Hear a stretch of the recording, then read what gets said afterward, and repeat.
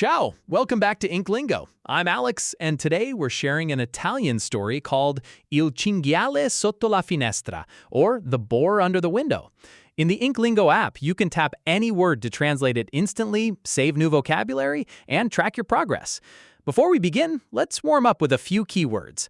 Rumore means noise, bosco means forest or woods, mela means apple, finestra means window, and mama means mother.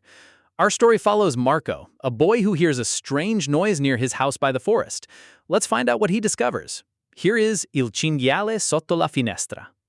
Marco è a casa. La casa è piccola. La casa è vicino al bosco. Il bosco è verde e grande. Marco sente un rumore. Il rumore è vicino alla casa. Marco va alla finestra. Guarda fuori. Sotto la finestra c'è un animale.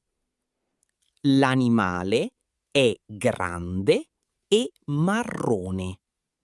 È un cinghiale.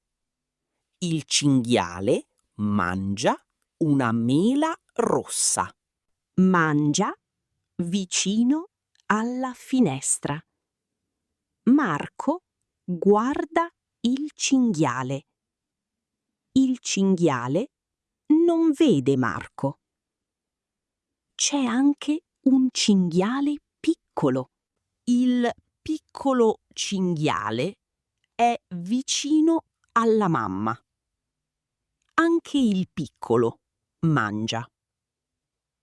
La mamma guarda su. Guarda la finestra. Guarda, Marco! Marco guarda il cinghiale. Il cinghiale torna al bosco. Il piccolo cinghiale segue la mamma.